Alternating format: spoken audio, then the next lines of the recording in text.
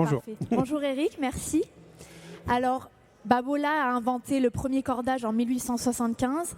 Comment vous arrivez à garder votre place dans cet écosystème aujourd'hui? Alors on parle de tennis avec Babolat et de sport de raquette, de badminton et de padel. Effectivement, Babolat est une entreprise familiale et historique, née en 1875 avec l'invention du cordage pour raquette de tennis par mon arrière-arrière-grand-père à la naissance de ce sport. Et je sais pas, la recette, je sais pas s'il y en a une, mais c'est comme les sportifs, de regarder le point d'après et de toujours être à la recherche d'innovations qui vont intéresser les amoureux de nos sports. Et on a un formidable levier qui est la visibilité en compétition des meilleurs joueurs au monde. Et ça, depuis que le tennis existe. On parle des mousquetaires du tennis français, Monsieur Lacoste et ses acolytes, ou Suzanne Lenglen dans les années 1920-1930.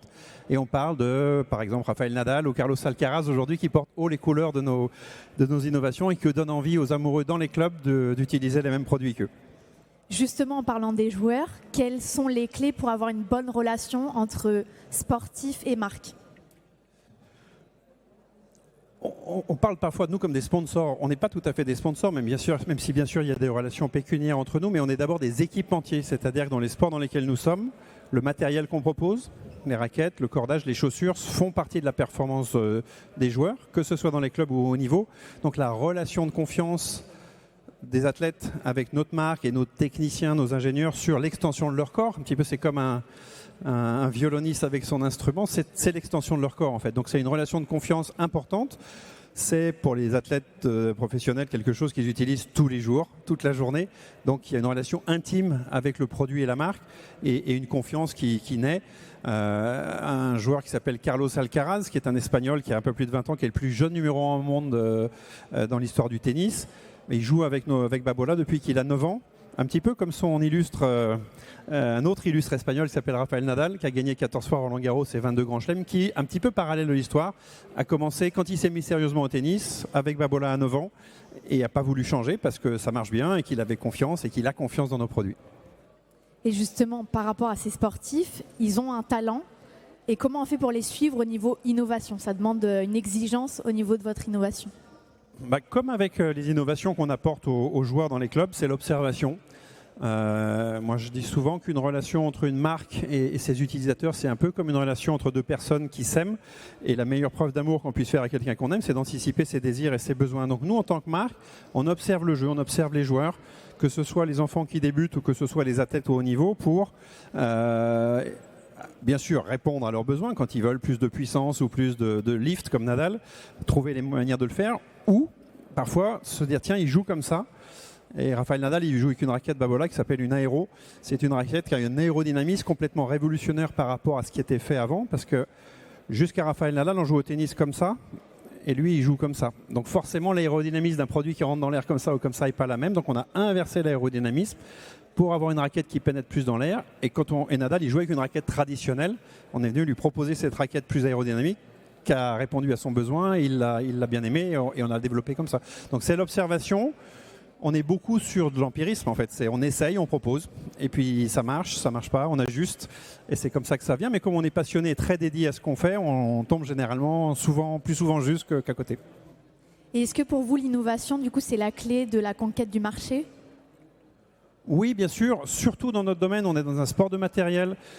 On est un sport de performance. Quand on joue au tennis ou quand on joue au paddle ou au badminton, il faut battre ceux qui sont en face. C'est un sport de combat aussi. Donc, on a une attente physique ou parfois un petit peu onirique de mon matériel va m'aider à être plus fort, à aller plus vite. Donc, les joueurs, encore une fois, les joueurs de club comme les athlètes attendent du matériel qui leur apporte cette puissance, ce contrôle en plus. Et c'est comme ça que ça fonctionne. Et donc, la proposition de ces innovations qui vont faire gagner 10 km/h, qui vont faire gagner 1 mètre en courant plus vite, c'est ce qu'on fait tous les jours et c'est ce qui donne pour nous une raison de plus, d'abord aux amoureux de pratiquer leur sport. Ils sont excités d'essayer des nouveaux produits et de se dire tiens, je vais être meilleur, je vais être plus fort, je vais m'amuser plus aussi. C'est aussi parfois se faire plaisir et apprendre plus vite, c'est pas forcément être champion du monde. C'est ça qui est un moteur qui nous semble important dans un sport de matériel comme le nôtre. Et est-ce qu'aujourd'hui vous avez des ambitions, long terme, court terme? Alors oui, bien sûr. Alors on a une histoire de 150 ans. Babolat fête ses 150 ans l'année prochaine, 1875-2025. Et c'est des racines et des ailes. On a envie d'avoir au moins 150 ans devant nous. On a plein de projets. Être une entreprise familiale patrimoniale, ça veut dire être orienté long terme naturellement. Donc chez Vavola, on maîtrise assez bien le bras des athlètes, du tennis. On le fait aussi pour le paddle et pour le badminton. De plus en plus les pieds. Le jeu de jambes dans nos sports, c'est important. Et on est dédié, pure player de ces domaines-là. Et on a beaucoup de potentiel de développement aussi parce que nos sports se développent. Pas mal de gens ont découvert ou redécouvert l'intérêt du sport avec le Covid qui a fait comprendre à beaucoup que pour être en bonne santé, le sport c'était une bonne solution. Et puis qu'il y a des sports plus sympas que d'autres qui sont des jeux, comme le tennis, qui sont avec des gens aussi et qui apportent une dimension sociale qui fait du bien.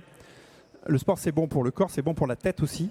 Et donc il y a de plus en plus de gens qui pratiquent des sports et on a la chance chez Vavola d'être aussi dans des sports, en plus du tennis qu'il faut apprendre, comme le badminton qui est à l'école ou comme le paddle que n'importe qui peut démarrer demain et apprécier et devenir accro.